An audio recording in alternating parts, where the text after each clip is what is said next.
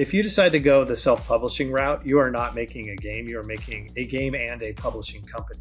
You're trying to do two very difficult things together and do them both well. So it's a lot, which is why I think a lot of people that, they always recommend, like, maybe you should take your first thing to a publisher and go through that once around the horn before you try to self-publish and do that whole thing. I just tried to follow your lead.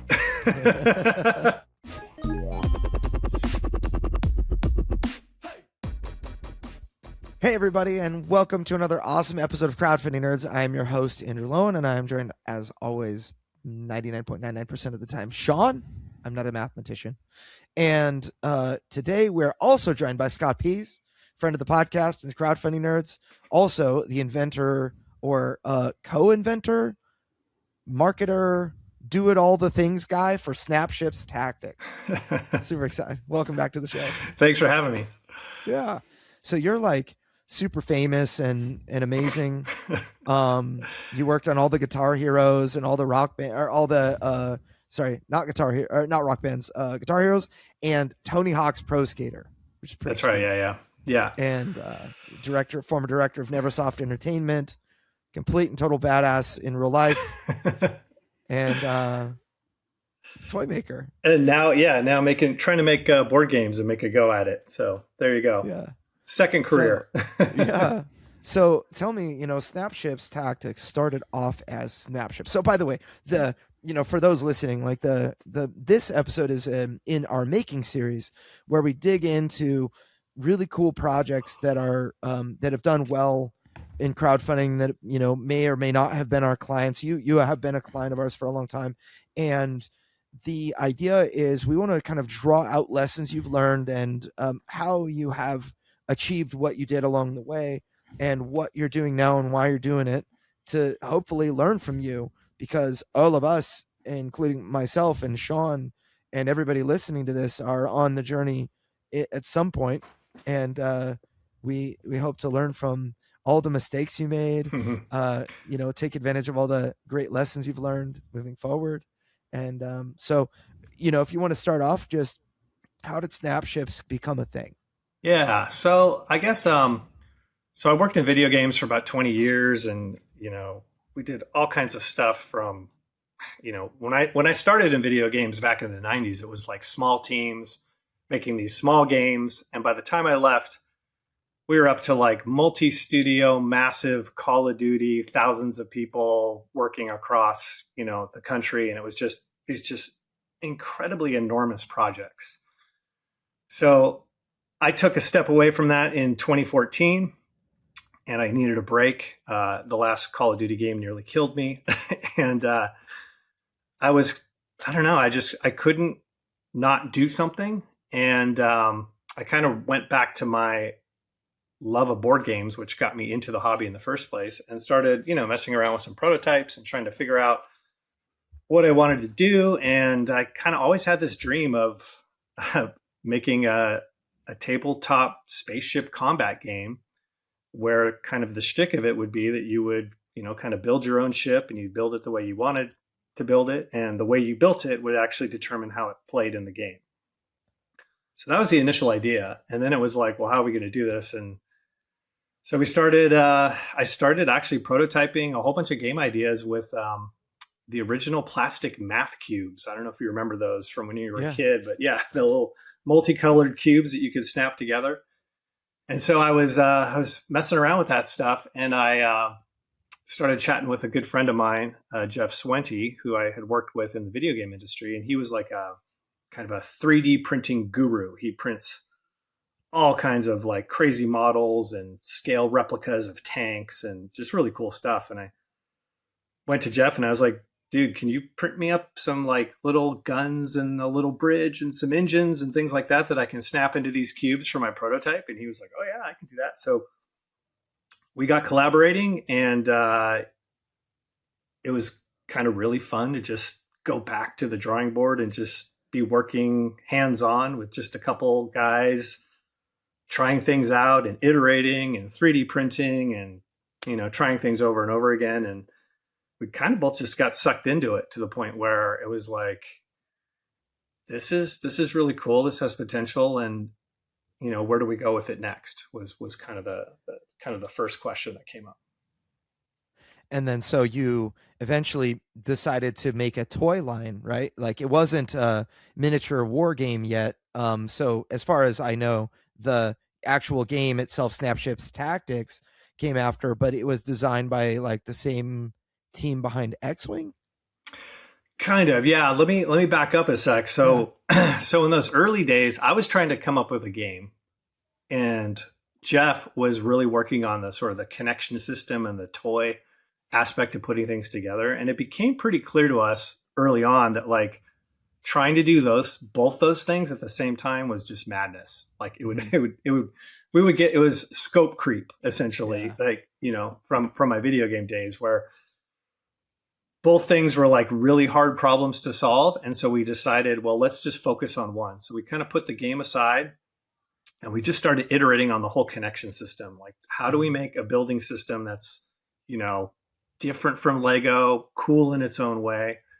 And that was just like prototype after prototype after prototype. So actually, the original Snapships prototypes, we started, believe it or not, with magnets, and so all the cubes snapped together with super strong magnets, and it was like so satisfying. You got the little click and all Uh-huh. this like really cool stuff, and once it started to look like it could be a thing, I reached out to some toy inventors and I was like, hey, will you guys kind of just meet with us, talk with us, consult with us? We can tell you about video games. You can tell us about toy concepts. And so we showed it to them and they were just like, they took one look and they were just like, you guys are insane. It'll never work. Like magnets are not the play. Like Yeah. they kill people and animals. They're expensive. You're going to need so many of them. So that first year, it was kind of like back to the drawing board. We had to figure out a way to do this without magnets, and that's when we kind of came up with the idea for having what is a multi-material system for our cubes. So our cubes are they're they have a hard plastic shell, and then they have this sort of softer inner material, and that allows them to snap together and not wear out. So you don't get that kind of hard plastic on hard plastic wear and tear that Mm-hmm. you get in a lot of miniatures games and things like that. So we came up with this whole system. We started printing up a whole piece set, and then I was like, well, this reminds me of my early video game days. We just need to go play test this. We need to see if people like this. Like, are we crazy? Like, what's going on here? So we made a giant bin of parts. It was like a big Lego box of all 3D printed parts, and we started taking them to maker fairs, which were kind of a thing back in I guess, in the late 2010s.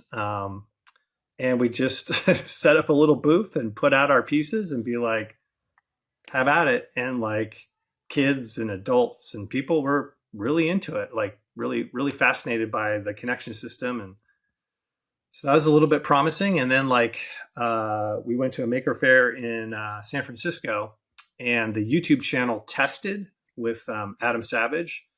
They were like going around, and they came and they really liked what we were doing, and they did a whole video on Snapships. So, Oh, that's cool. so that was kind of like the first like super lucky break, I guess, that we got, because they did this like just a really great video. It went online and like got racked up tens of thousands of views, and it was spotted by a toy company product designer actually, at a company that was looking for a what they called a boys toy, which was like Uh-huh. sort of a high action building modular kind of toy concept. And they pushed it up the chain. They contacted us, and then pretty quickly we were into negotiating a toy deal and trying to figure out what that looked like. That's amazing. So then so one thing I think that I kind of take from already from what you had shared, the concept of scope creep and the that you had this kind of the impetus for what you wanted to do was actually to make a game, but the where you began, you were like, we're not yet ready to make that game. We have to first figure out like the toy. And the you saying no to doing both at the same time, I think there's straight up wisdom in that. Like experience taught you you can't do both. And I think that a lot of people listening, especially if it's their first project, they're like, well, I need to do all the things. And even, what you said with magnets, you used plastic with magnets, and that first idea, it's like, yes, that's awesome. And I've had that experience myself in games that I've been making. I'm like, yeah, we'll just add a few more components and it works really smooth. But then you realize this is going to be really expensive, and it's going to be, it's like a lot of things to do the same. Like the elegance, I think, that you found in that solution, using two different types of plastic, kind of mirrors reducing, like in, for me, like in games, reducing the number of components required to actually do the same exact thing. Yeah. Right. Yeah. So, No, no, for sure. And that was like, that was my whole career in video games was constructed all around that. I was in production and design, and shipping a game on time was all about scope creep, and we kind of, I think at Neversoft, we perfected the, for better, for worse, cranking out a video game in about a year's time, which was, pretty difficult to do in those days. And we did like basically 9 Tony Hawk games in 9 consecutive years, including in the early days. So we had kind of figured out like, that's what it took. And you had to be really, definitive about what you wanted to do and what you had to cut and what, how much time you had left to work with, because time is the enemy. And it's kind of, it's the same way in the tabletop industry. Time is your enemy. right. You always want to do more, and there's never enough time to get it all done. Yeah. Yeah. Burning, when, like now where I'm at, I have a couple of team members that I pay their salaries, and it's a kind of a difficult, every month I think we want to make our thing better, but we're also spending like, $15,000 a month on all the things. Yep. So the more that I tinker, burn rate. I mean, yep. that's kind of back to my video game days. It was like, you have to be aware of your burn rate, and you have to be aware of how many months it's going to take you to make that game, because the burn rate just stacks up on you, and it just gets more and more expensive. And the longer you delay, the more it costs. And so your profitability starts to shrink. And I don't know, those are concepts I've, even running this like kind of tabletop company by myself, I try to apply those concepts, straight to what we're doing. And I find a lot of people in the tabletop industry, a lot of other like brand new creators don't even think that way. And so I've been trying to help some others kind of get their heads around just a sort of financial picture around trying to make these games. Because we all want to make these games. It's like our dream. It's our love. But at the same time, you don't want to go broke or you don't want to see people get into trouble trying to do something that just isn't sustainable. So that's always the fight. It's like the art and the finance kind of like pushing against each other. Do you ever find that when you're talking to people in having conversations like that with, let's say, somebody on the newer side of things, that they value their time at $0 an hour or -$1 an hour, and they're kind of like they're sacrificing everything for the game, and then they'll say things like, I just need to make the game exist. We'll keep the pledge levels, as low price as we can, and that kind of thing. Like, do you have conversations with people that? Oh yeah, 100%. Everybody starts that way. I started that way too, like with like big eyes, thinking you can do all this stuff. And like I think the most helpful tool I found is just, and this is like someone helped me in the early days with a P&L for for running a Kickstarter, basically. So like, how do you model like what you want to do, what it's going to cost, and kind of look through everything on paper before you really commit a whole lot of dollars to the effort. And so that's kind of what I try to do with some of the new creators that I talk to that haven't done that step, and they're just kind of spending money here and there and thinking that, oh, we'll just do this and the cogs are this and it'll be fine. It'll work out. But it's like, I really believe you kind of got to go in with eyes wide open. And the best way to do that is to just get out the old spreadsheet and just crank in all the numbers and see what the bottom line, where you end up in a year, and just make sure you're comfortable with that, because yeah, it's a tough business. It's hard to break even, much less make profit, and then sustain that profit over multiple years as well. Yeah. So Scott, what was the goal of the toy range? Did you have a certain achievement you wanted to reach before you switched and started developing the strategy game? Or so maybe talk about the process of maybe reaching a certain goal with the toy range and then moving over to developing the game. Well, the toy line was interesting. I mean, we were basically a licensee, so we took our idea, we essentially gave it to a toy company called Play Monster. They paid us a royalty, but essentially they got the rights to kind of do whatever they wanted with our stuff. Of course, we could consult and say like, oh, we don't think you should do that. You should do it this way or whatever. But they were spending the money, they were making the investment, so it was kind of like their ball game to a certain extent. They had an incredibly awesome product development team, and they kind of hit it out of the park in terms of just engineering the system and making sure it was solid and high quality and look good and the ships are cool and all that kind of stuff.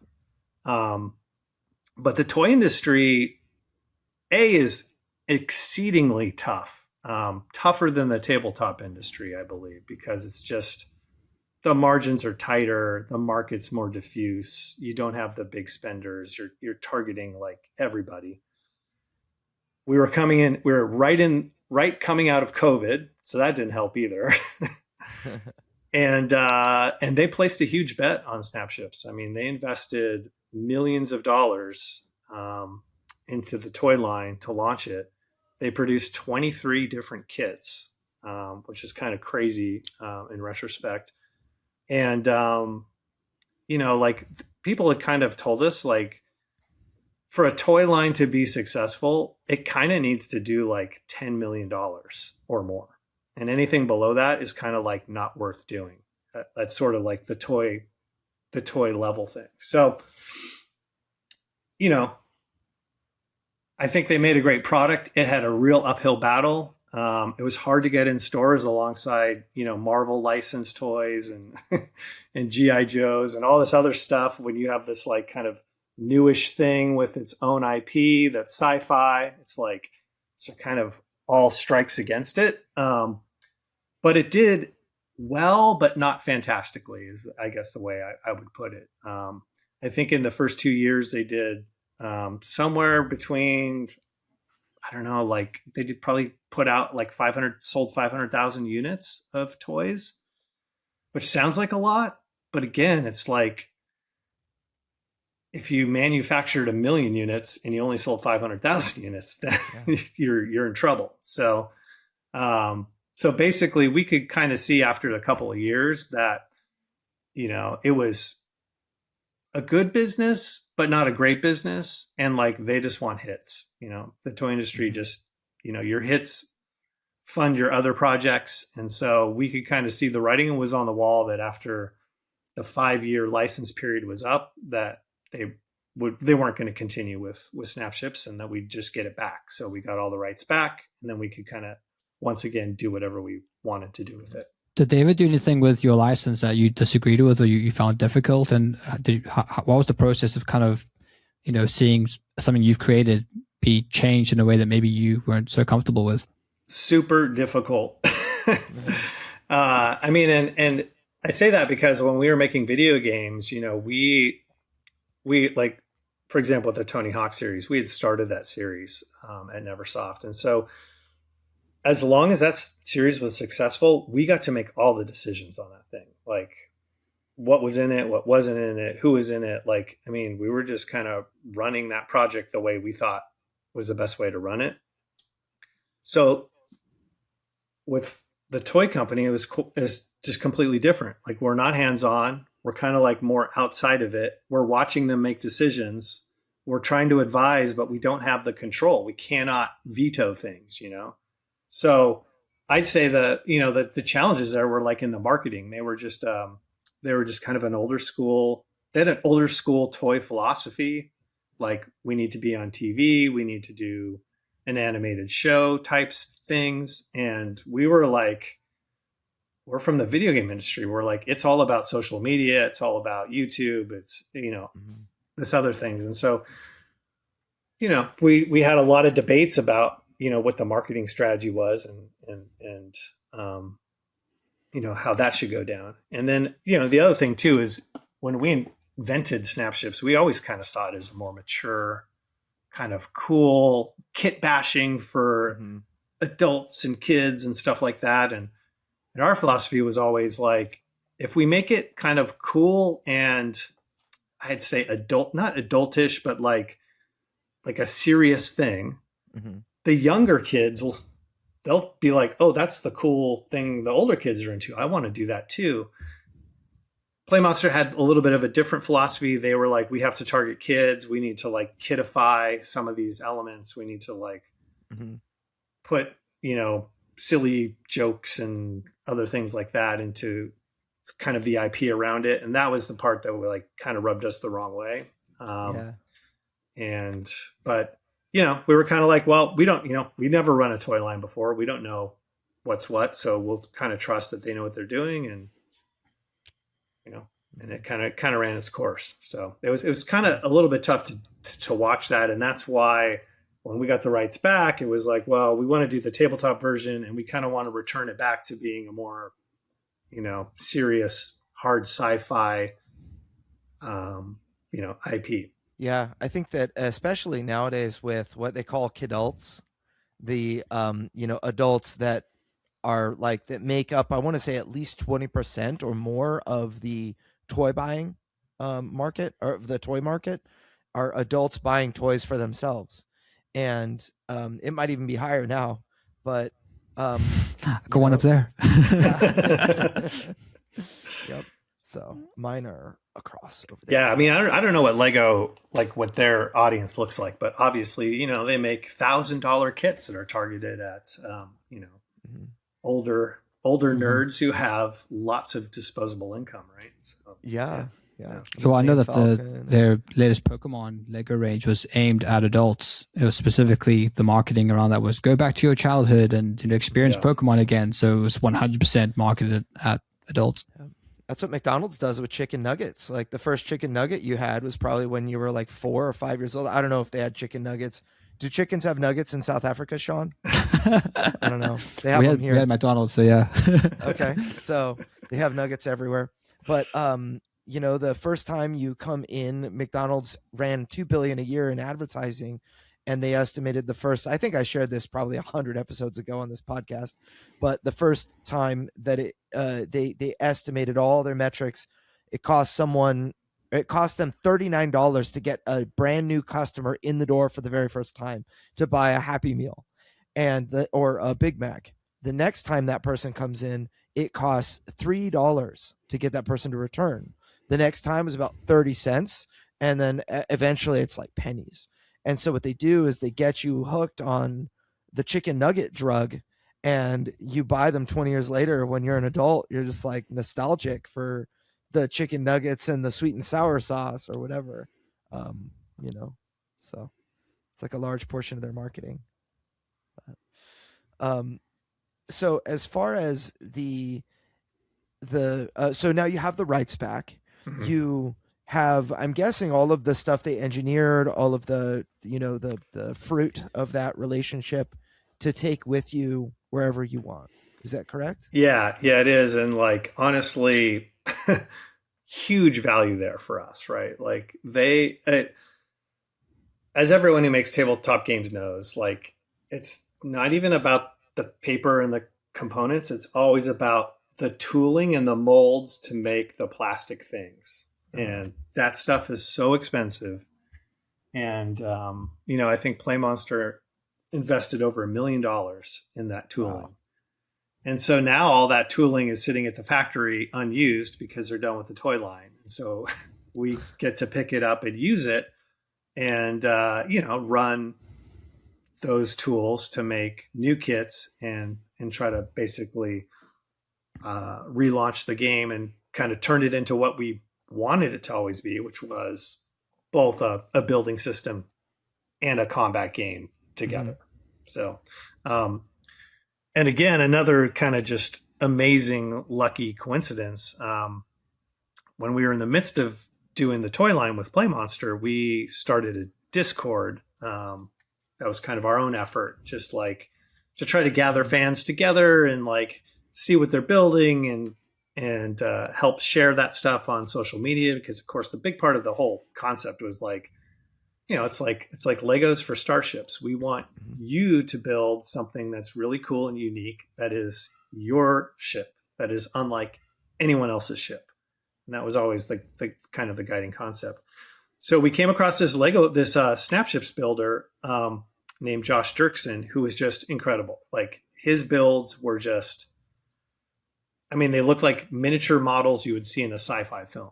Like super well thought out, like beautiful ships, super creative, big ships, small ships, fighters, all kinds of stuff. And he was posting them on his Instagram. And so we had a Discord meet and greet where we were all kind of hanging out, talking about building Snapships. And we asked Josh what he did for a living. And he was like, oh, I design tabletop board games. And we were like, ooh, that's interesting. And so we started talking to him more, and it turns out his specialty, or kind of the thing he was known for, was designing this incredible co-op campaign for X-Wing, the tabletop game called Heroes of the Aturi Cluster, which is basically takes X-Wing, which is a combat, focused game, and turns it into kind of a mini single player or co-op RPG where you can play through multiple missions and there's a story, and the Empire is controlled by an AI system and all this other cool stuff. So it's kind of crazy that like one of the best builders of our product was also one of the best makers of sci-fi combat tabletop games. And we were just like, this is a message from above. we must pursue this. So yeah, we got talking to Josh and we were like, told him about kind of how we always wanted this to be a game, and he was just super on board. So that started up the relationship, and we started, basically trying to figure out what kind of game could we do with basically the components that we'd already produced in a way. And how could we best leverage those components, and how could we, come through with the promise of you build a ship, it plays and fights completely differently than what, your opponent builds. So then, that's a kind of an interesting position, because normally when you're making a game, it's like, what do I envision the game to be? What do I want to do? And then you try to find a way to do it with components, and you're like, shall I abstract the way we move, or is it going to be with rulers and a system that is like, small ships can move 12 inches and, big ships can move 6 inches, but they may fire the autocannon 18 inches, all of that, like very wargaming hard rules, or are they, more of an abstract, like my ship does a triple backflip and then loops around and hits you on the side and you take some battle damage, roll for damage. And so it's more of like a narrative approach, I guess. And did you guys play around with like how you wanted it to be, or did you just kind of already settle on like that we're going to do war game style, like movement this way? And,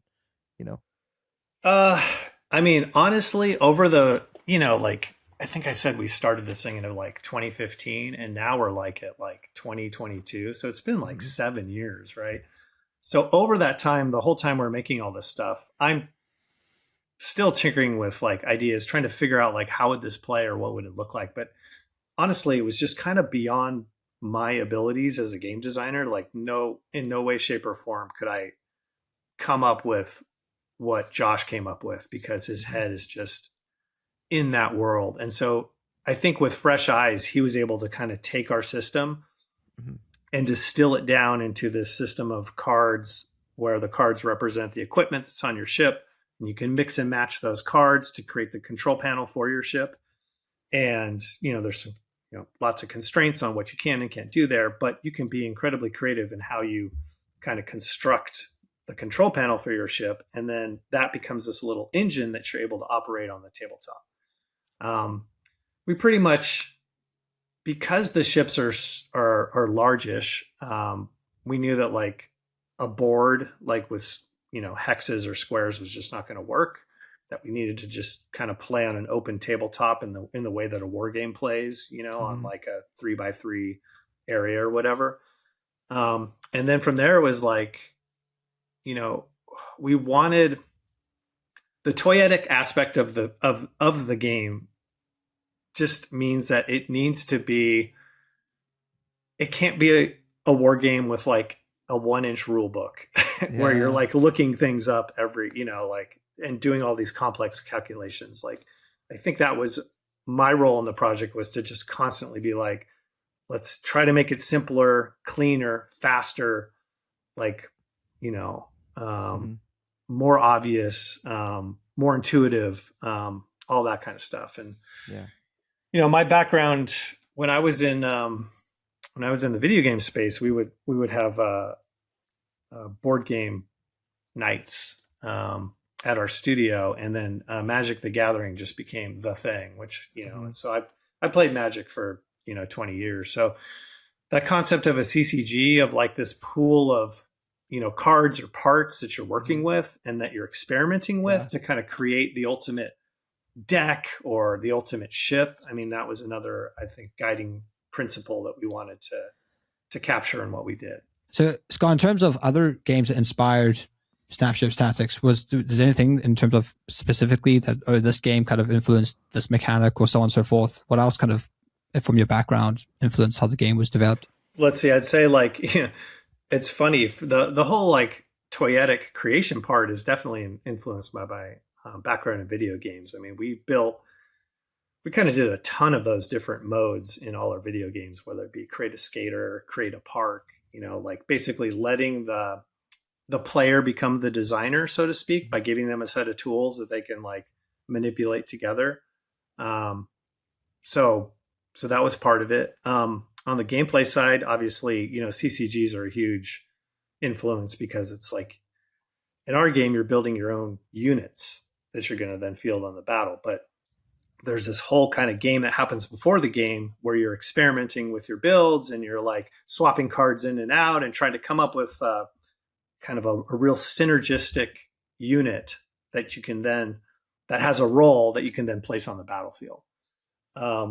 Obviously X-Wing is a huge, influence, just because it's kind of like the premier, dogfighting tabletop game. Wings of War, of course, that, preceded X-Wing.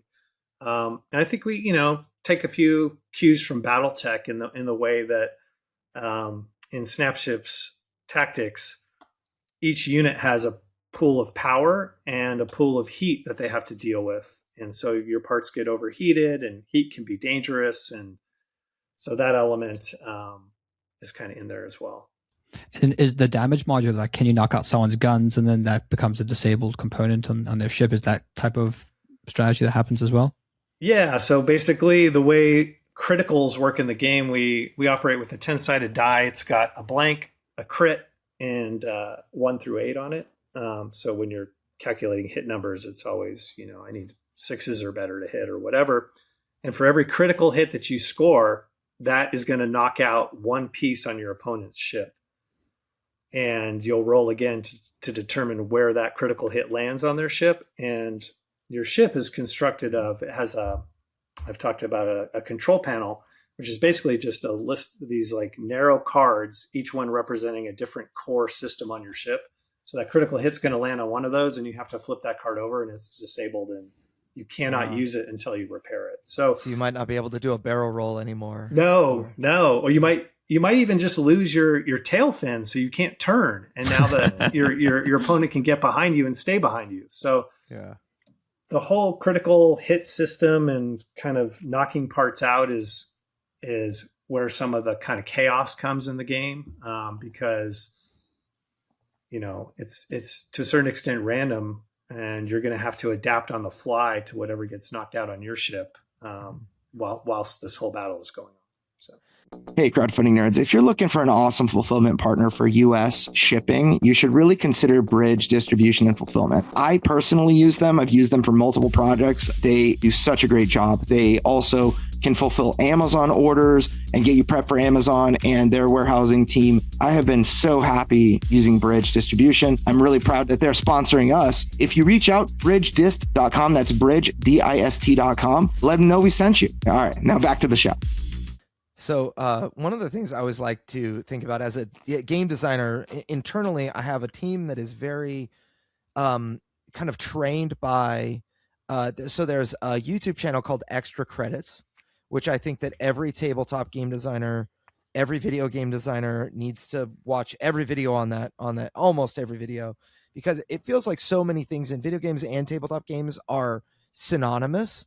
The concept of agency in a game. Mm-hmm. If you feel like the game is just on rails, whether or not you do this or that, it's like, why am I even playing this? The game is like determined as far as like what's going to happen. And so people like to feel that they can have agency over if they are able to win or lose. And so in my company, we call that skill expression. So if I, as a player, am able to express my skill, like in Magic, it's the same way. Some people are, you've got I forget what the analogy is exactly, but like Mark Rosewater, we would talk about like the Spike, Timmy, and Johnny, whatever. Johnny. Yeah. Yep. So like Spike wants to win, however that's possible. He's going to play the deck that wins. And then Timmy wants to win, but only in like a creative, interesting way.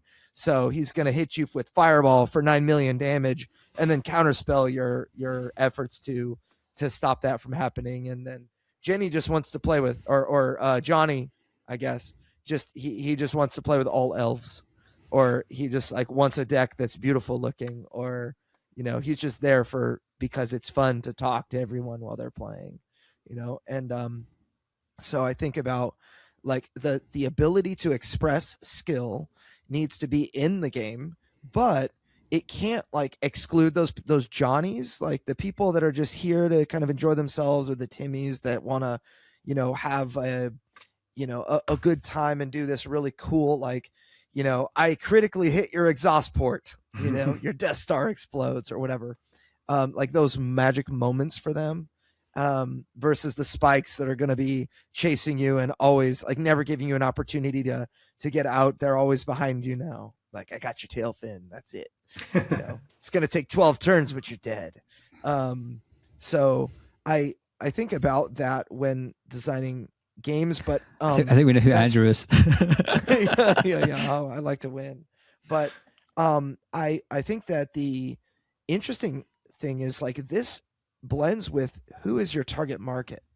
Like you want a lot of people will design games for themselves. Like, I want a game like this, and I'm a Spike, so I need to design games that make it, super incredible skill expression.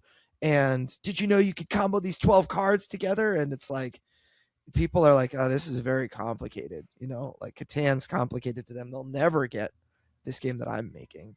And so keeping who will buy your product in mind and who will want to play and enjoy it. And like, there's for Snapships and Snapships Tactics, there are so many different aspects to that you've got the game buyers, the people who like to customize the ships and everything like that. And then you've got the players, the people that will, in theory, like keep the game going, right? They play week after week at their board game shop or, other things like that. And I'm really curious how that kind of influenced your, who is your target market, and like, what have you found? And you probably have different targets, different markets, right? Yeah. I mean, I'd say it's almost like we almost have too broad of a market, like we can kind of, the game itself can kind of adapt to your play style. Like, it can be played very casually, and I've taught young kids how to play the game, 8 and 10-year-olds can play the game. But at its fundamental level, we put a ton of effort into playtesting and balancing everything, because we also want it to stand up to something that has or could have leagues and professional play and all that, and tournaments and all that kind of thing. So, and all of my hardcore playtesters come from that world. They come from the X-Wing competitive scene or whatnot. So we try to make sure that underneath everything is an incredibly balanced game that will not have a meta game that devolves into just one type of strategy or whatnot, which is a ton of work. So And the medium laser is best. Yeah. And it's like, if your game is like a co-op game or a story game or a narrative game, like you can have some broken things in there and that's fine. Right. Like in fact, sometimes the fun is the players get to discover the broken things and then exploit the broken things because they want to, do stuff like that. So I don't know. We try to do both, which is a lot. And it's kind of goes against my scope creep philosophy previously. But and I'd say we have to recognize that because our heritage is from a toy line, because the models are a little bit bigger on the tabletop, and it's also an advantage, right? Like the models themselves are they're designed to stand up to toy play. So they are really durable.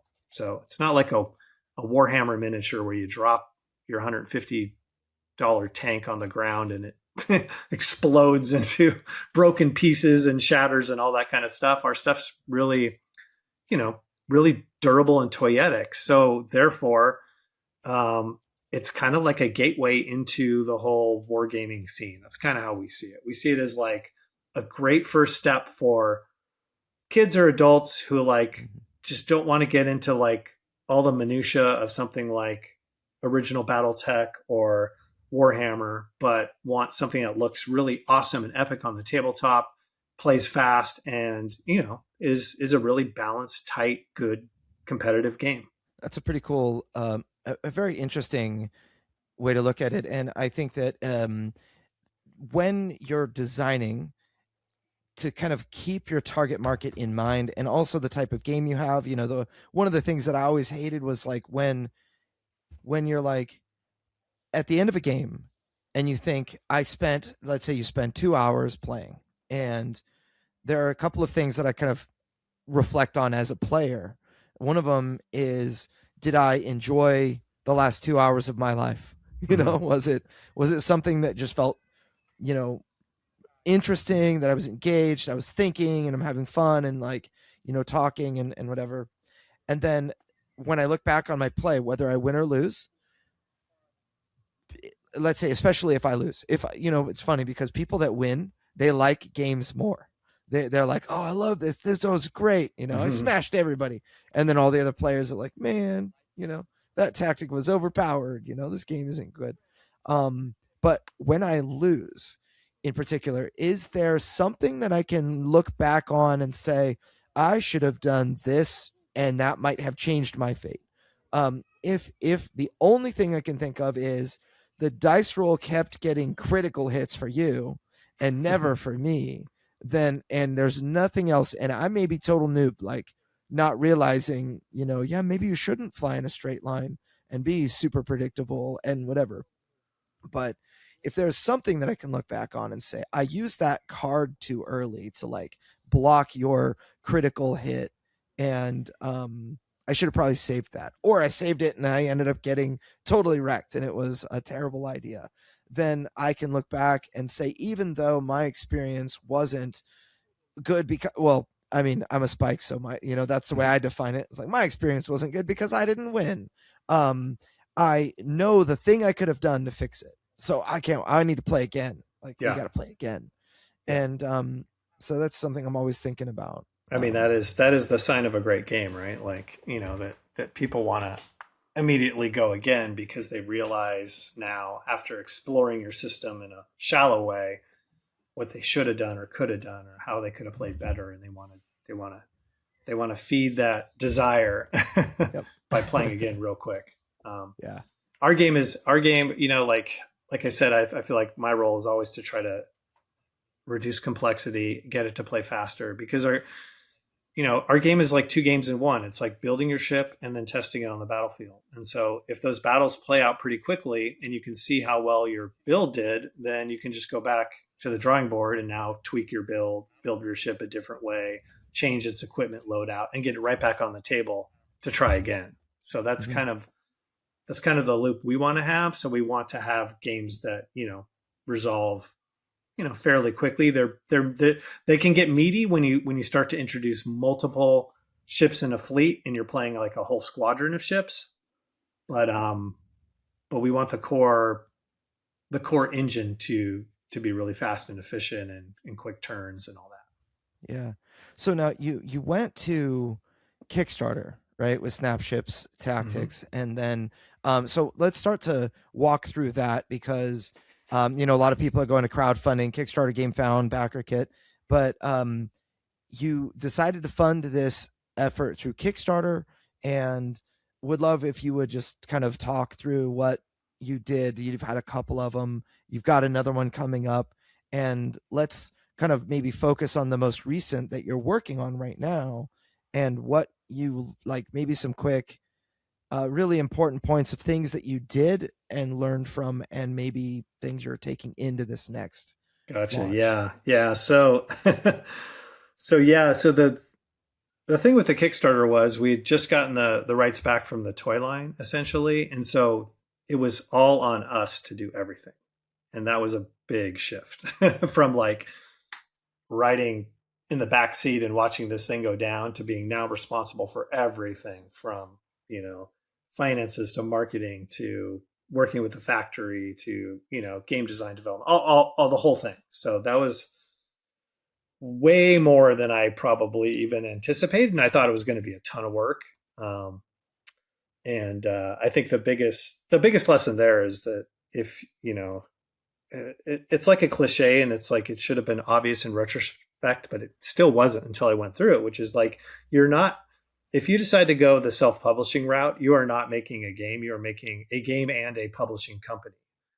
And it's kind of back to that scope creep thing. Like, you're trying to do two very difficult things together and do them both well. So it's a lot.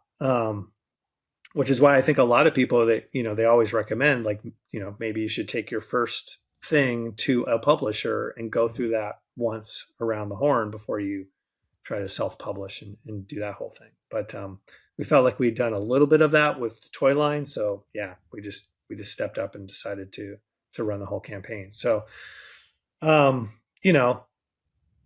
thing I'll say about that is I just tried to follow your lead.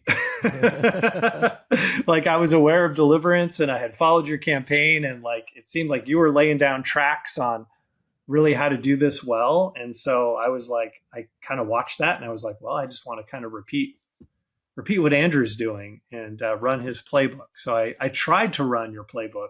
But of course I made, many mistakes along the way.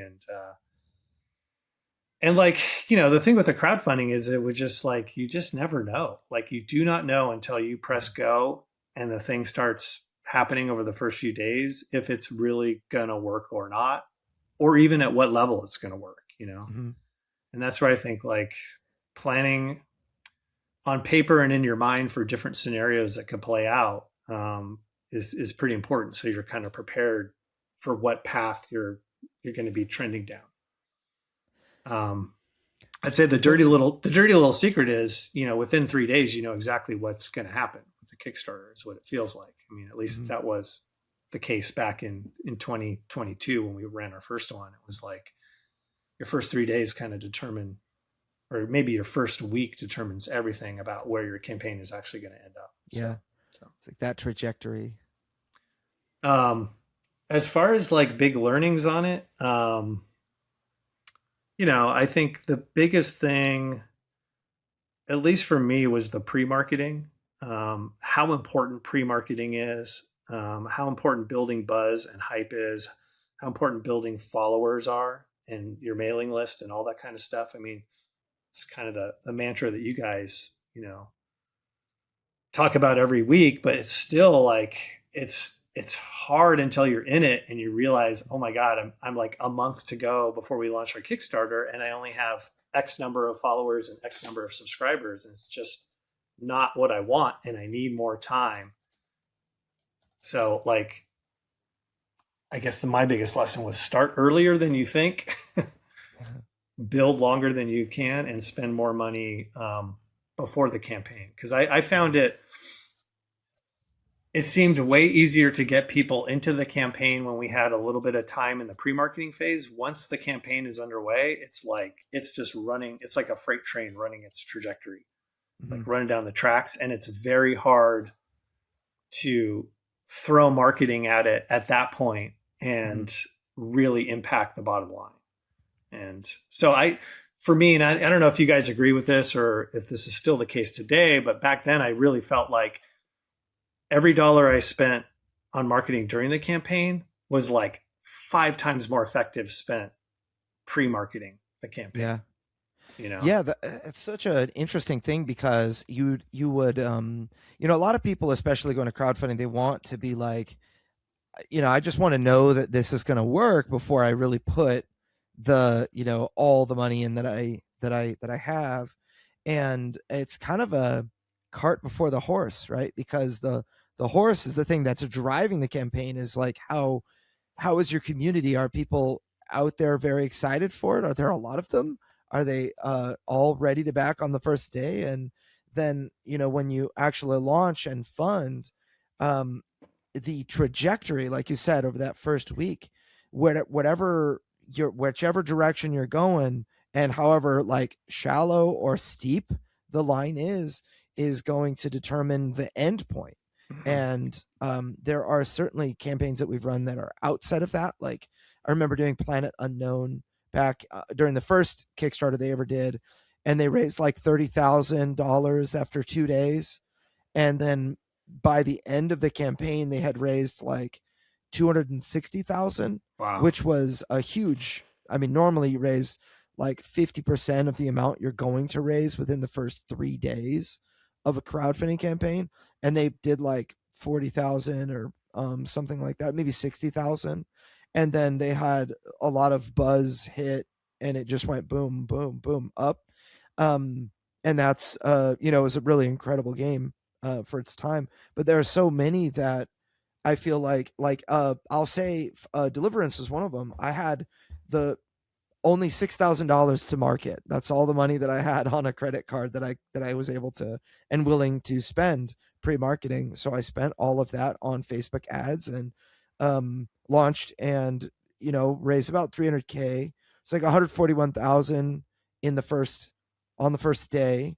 And then the next campaign, when I came back, I realized I need to spend a lot on pre-marketing. So I'm going to dump, I can't remember exactly how much it was, but it was like, I have $50,000 I'm going to spend. Some of that is going to be during the campaign, and others is going to be like to get email, like an email blast from this company and whatever. And then a chunk of that has to be pre-marketing. And I think it was like half we put into pre-marketing. We nearly got celebrities to endorse the game. We were close. In fact, they even signed contracts. And then they were like, actually, no, I want to, no, I don't want to get too into it, but it was, I let a celebrity out of a contract because he was like, well, it might've been a bad thing for another deal he had, and that kind of thing. But anyway, so, I talked to a lot of celebrities. That was fun. But, what I decided was I'm going to spend that money. I consider it sunk cost. I have already spent it. Now it's just the matter of getting the absolute greatest amount of return that I can for it. And I found I could not personally get, like, my goal is always $2.50 or less for an email lead. The way that we do it, it usually ends up between 10% conversion on the low end of those leads to backers to a maximum of like, I had 30, I want to say it was like 31 or 32% conversion for Rurik, Stone and Blade, which was nuts. But like, let's say like 10, 15%, so $2.50 each times 10 is $25 to get a customer. I couldn't get customers for less than $350 or $450. And, at the start of my second campaign, and I'm spending a lot more money, but what I didn't really kind of I'm intellectually understood, but not truly the gravity of my minimum or my average purchase value was almost $150. So $4 times, let's just say 10 to give me $40 per lead. When I'm making 150 average per sale that I get, I mean, I'll make that trade any day. That's an amazing trade, right? $40 to get a customer that spent 150 is good for me. Yeah, it is good, but at the same time, it's like, well, now that your 150 is really 110, and then you got to pay Kickstarter, and then you got to pay other things. It gets chopped down real quick, Like you're right, but then when you think that's like the initial boom, the initial momentum hits on the first day, and again determines trajectory. So you kind of make up on the back end of like, oh, this is a project I never considered. That's interesting now. Yeah, the toughest thing I think is like you said, like you're like, well, I have $50,000 to play with on this campaign, but I think the tough thing is when you're doing your first campaign, you don't know what you're going to fund. Like you could fund 100 grand, 200 grand, 50 grand. You don't know, and so it's really hard to know how much do you push into the all in. How all in do you go on that pre-marketing when you're like looking at these like projections where you could end up in these various different places. And that's again like why I like kind of the spreadsheet method of trying to figure out and project how are you like what's a downside scenario for you on Kickstarter and what's an upside scenario for you. Yep. And like in both cases, how much money could you spend if you have the money to give it up front. It's really tough. It's like very, very, very difficult. But I do feel like, again, those dollars that you spend early or before the campaign are just more valuable, and they do more work for you than the ones when the thing is already just happening and all this, it's kind of in the midst. It's hard to shout above the noise and get things to happen when it's live. It seems like, unless you have like some amazing like multi-million person audience that you can scream to, which is what that's where some of those performance marketing groups come into play, because they just have these giant audiences and they can spew your message out to them. Or like a filthy rich grandma that their favorite grandchild, something like that. Both, right? So Scott, would you ever think of investing some of your marketing dollars into running a tournament and having a prize pool? Because I imagine that might be a lure to attract certain people to even buy ships and construct different builds, and then so you're kind of making sales people preparing. I remember one time we had a client of ours who had a job opening, and we ran an ad for the job opening, and we saw when we ran this ad for this job opening, they saw a massive increase in sales because everyone was buying their stuff to prepare for the job interview. So I imagine there could be something similar. If you run a tournament, a lot of people could be buying ships in order to actually prepare for the tournament, and now you have a financial incentive for them to kind of win the prize, and then you also have all the publicity that goes around a big tournament. Yeah, I mean we've experimented with some small tournaments to date. We're going to run a bigger tournament at Gen Con this year. On one day. Oh, cool. So we're gonna try that. I think that part of what we face is just that back to our game, like I mentioned, that it has this competitive base, but like it honestly is kind of just a construction system for whatever kind of style game you want to play. So that we have a lot of fans who are just like, they're casual, they're co-op, or they want to play scenarios, or, and then we have the spikes who want to play the competitive thing too. So it's hard because we kind of want to serve them all, but it's hard to serve them all well. So I think we've been honing our convention presence over the last 3-4 years. We've now ramped up to the point where we're going to have this tournament at Gen Con, but alongside of that, we're going to have these humongous, bespoke, narrative-driven scenarios that people can join in, that will have these like centerpiece ships that are just like incredibly massive, like bigger than anything you could ever field, at least until we launch our next expansion yourself on the battlefield. So yeah. That's kind of exciting. I loved one thing I'll say for myself. I made my game is cooperative, and to get people together to play. I did this event at a board game shop where I was like, all right, we made a scenario. We have like a quarterly scenario that we release that for free as content, and I set up a local board game shop. I'm like, hey, why don't we just run a group where I'll teach people how to play the game. We'll run that scenario. Anybody that wants to come in can run that scenario, bring your game, and we'll have fun. And we ended up making a decent number of sales, but it was so cool just to like be in that room where everyone was playing the same scenario, and people would lose and be like, oh, we need to play again, and then other people would win, and it was just kind of a fun thing to watch.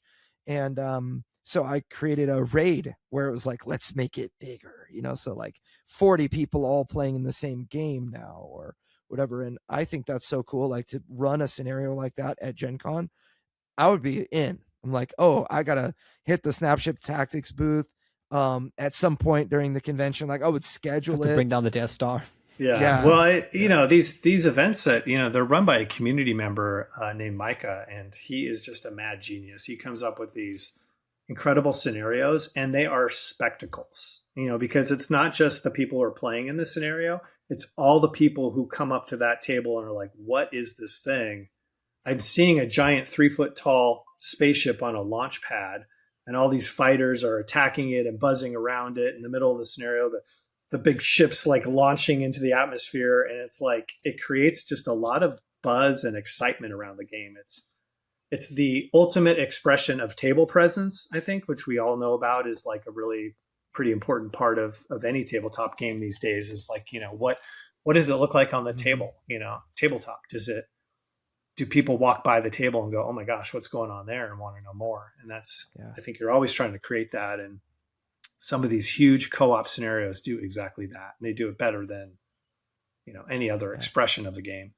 That's cool. I think co-op it's like, in my view, it's like the number one trend is cooperative games they dominate. And they're just like a crowdfunding at conventions. It's like you can always find people to sit down and play a cooperative game, but competitive, they're usually like, oh, well, I have to kind of plan it in, or I have to, maybe I'll come back later because we're busy now or whatever. But unless it's like short, but cooperative, it's always like, oh yeah, we're just walking the convention hall as a group of 4 people. You want to do this, guys? Yeah, sure. And you've got a group. So I think it's really smart on a number of fronts. I wanted to ask about, so you're currently gearing up for a Kickstarter that features like massive ships, which is really exciting. You're like going all in. And I would like to kind of focus on, what are you doing now? Because you had mentioned earlier, it is hard to, I have only a finite amount of money. And when I decided my first KS was like, I'm only willing to spend this, $6,000 because that's the amount I'm willing to pay off my credit card if I fail to fund. Mm-hmm. And then when we launch, that may give me more money. I have $0 for live ads unless we did well during our launch, and so that was the first way I went. And the next one was like, all right, I have this amount of money that I'm going to split this percentage pre-launch, this percentage post-launch. What are you doing for this launch? So it's a kind of a massive effort on our part. We are so we're basically doubling the size of the game. And the way we're doing that is we're introducing 4 new battleships, is what we call them. They're the bigger kits from the original toy line. So these like kind of like giant cruiser shaped ships that are like double or triple the size of the fighters that we've had in the game, so far. And all those ships come with a ton of parts. And that's always been a feature of Snapships, is each kit or each ship that you buy has a whole list of parts within it. And outside of the core construction cubes, all the weapons and cockpits and wings and engines are for the most part unique in each of those kits.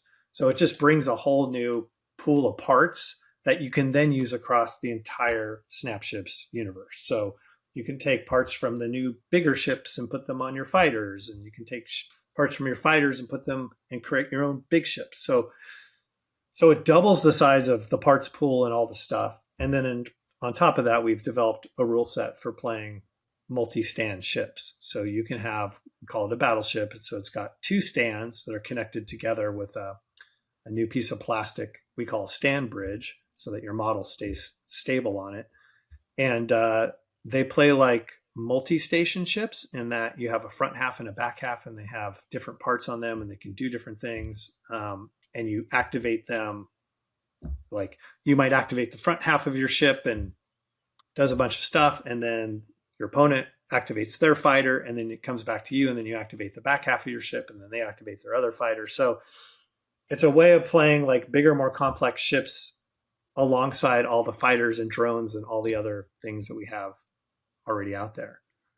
And then on top of that, we haven't really spoiled this yet, but we're going to go even bigger than just 2 stands. So we're gonna have some surprises in our campaign where you can start to get towards some of those incredible co-op scenarios I talked about earlier, where there are just massive things on the battlefield. So that's amazing. I'm thinking the ship from Spaceballs, like the very beginning of Spaceballs, like da-da.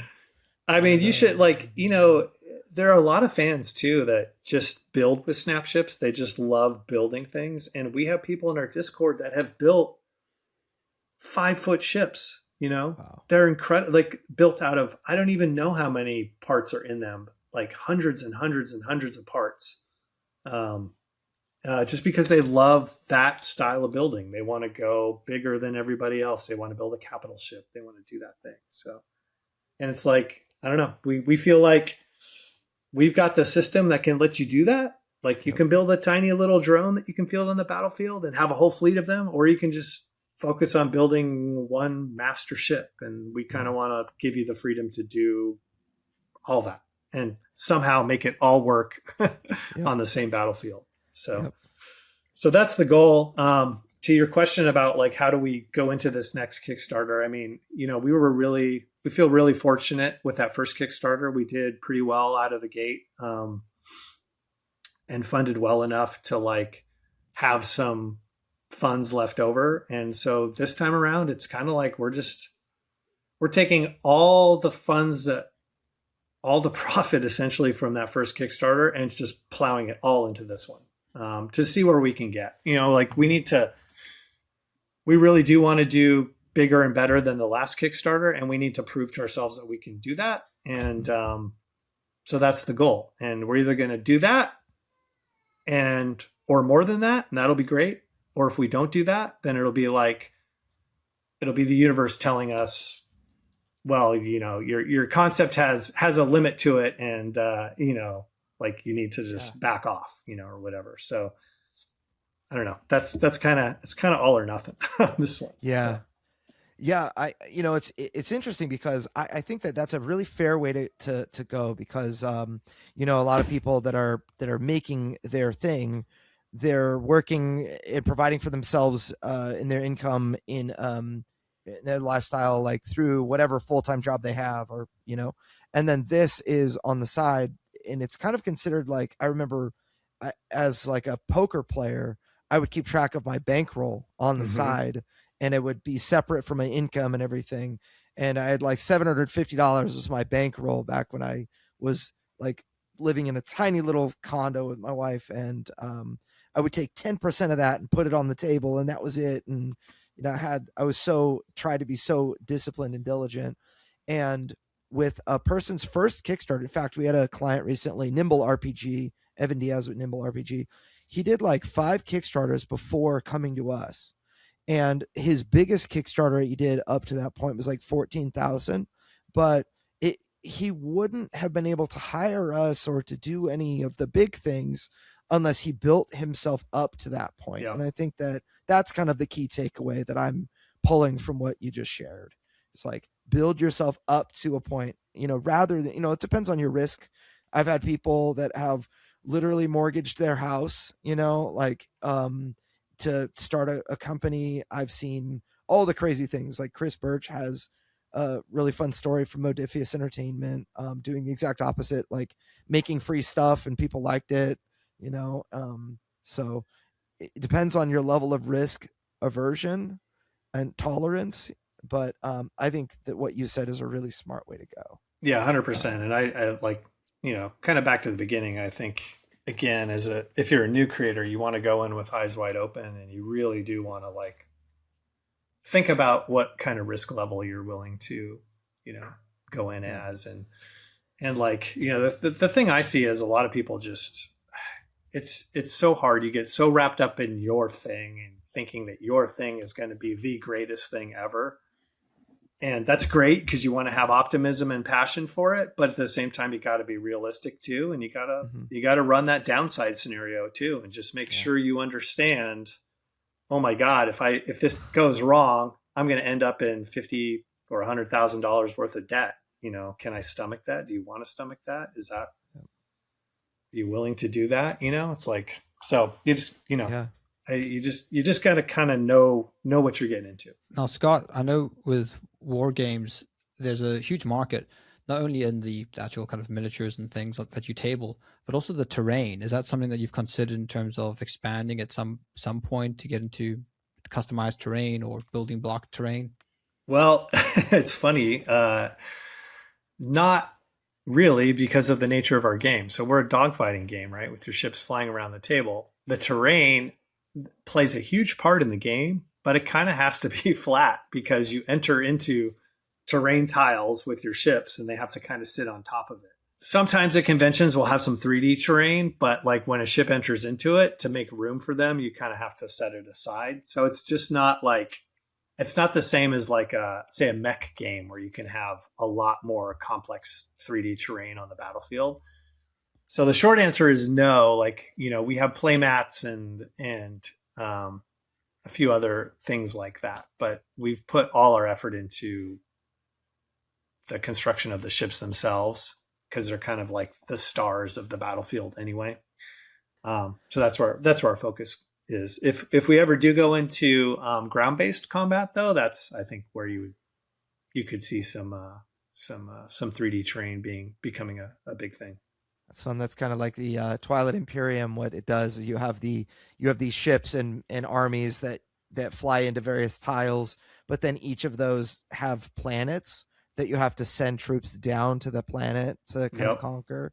That's pretty cool. Yeah, well, the original Snapships line has some vehicles in it and a mech and a couple mechs and things like that. So snap! So if this obviously it's fruitful terrain to explore in the future for sure. But we feel like we got to kind of do the space combat justice first, and then we can kind of move on to the next thing. Very cool. So then what's your goal for this campaign? And I'll say the way that I see this is that the purchase value for this is my guess or prediction, is the purchase value for the average backer order on your campaign, because your game has like an 8.2 on Board Game Geek. It's really high. And you've kind of proven that the game is good, and you have this social proof now.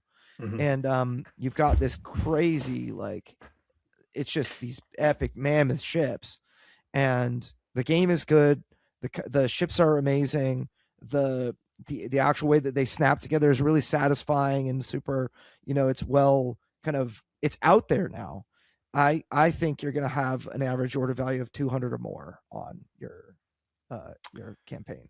Well, that would be fantastic. I hope you're right. Think you're going to get there? I mean, on our first campaign, we had $187 average order value, which was kind of blew me away. Like I didn't expect that at all.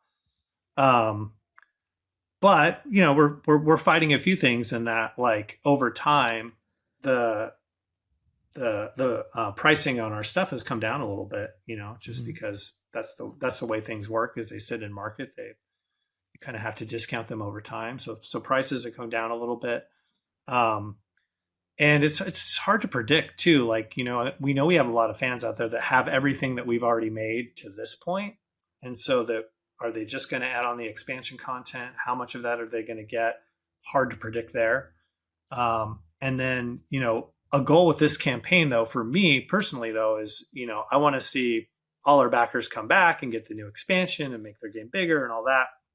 But I also want to find a whole bunch of new backers who have never heard of Snapships and Snapships Tactics. And, to your point, I feel like we do have a very, very, very good foundation. It's been proven. It's been proven at conventions and reviewers and all this kind of stuff. So I just want to expose that to more people. I want to find another 25 or 50% of people who didn't even know this thing existed, stumbled across it, and are like, they want to get in deep, like we do find it's funny when we go to conventions and people find us for the first time, they've never heard about us. They see it, they play it. They're like, oh, this looks really awesome. I want to try this out. So they get a starter box at the convention. And if it's day 1 or day 2, we're like, don't worry, you'll be back. Yeah. And like inevitably they go home after day 1, they unpack it, they play a game or whatever, or they explore it, and they always come back and want to get all the things because they want to have all the options, all the building options, all the pieces to play with, so they can really be creative with their ships. So yeah, it's pretty cool. I'm looking forward to seeing how everything goes. And, good luck and Godspeed to everything you've got going on. I'm super excited. All my kids built all my Snapships and they're around my office as well. So, need some of those mammoth ships for myself. Yeah, I sometimes find little bits like behind the couch and under beds in my house. It's like my kids jacked one of the lasers, like one of the prongs from one of my ships. So I only have 3 instead of 4. Like, oh, where is that? And I'm looking for it. So anyway, yeah, we need to get those kids building some capital ships and some battleships for sure. Heck yeah, I'll be all about it. And honestly, like for myself, I have we joke every once in a while. It's like that's like a 1-kid household thing, like reading a book before bedtime. We have so many kids that's like not a common occurrence in our household. Legos are dangerous in our household because they go everywhere, and then every kid like sort of filters them down to smaller kids, and the smallest kids start to eat them and hide them, and it's before you know it, you're stepping on Legos. Man, random. Toy play is important, man. It's it's how I grew up. It's how I kind of raised my kids. It really bums me out that like now everything, and obviously I'm part of this, right? Like I worked in the video game industry, but like kids are playing. It's the devices and the screens, unfortunately, have pushed the toy industry down to being super young now, and like those sort of like awesome toys that we remember from our childhood, the ones that you got to be creative with and build with, the Legos, the Playmobiles, all that kind of stuff. It's just not around these days. So I don't know. Some of the passion for Snapships just comes out of trying to rekindle that love of building and playing with toys and getting your hands on things and staying away from screens for a little while. Yeah, I think that's really the whole reason the board game industry or tabletop industry has experienced such a renaissance. Like Kickstarter, GameFound is like 100% tabletop games, Kickstarter and BackerKit too, and then Kickstarter is over 40. I want to say it was last I saw 38% of the revenue from Kickstarter year over year is from the tabletop category, and I think that it's just there's this massive resurgence of. And Magic the Gathering has never been more popular or more profitable. Dungeons and Dragons and all of the other tabletop RPGs have never been more popular and profitable. And it's just because there are so many new people discovering the hobby, because I think all of us, play or played video games and we kind of experienced this isolation. I remember I would take my huge computer over to my buddy's house just so we could play next to each other.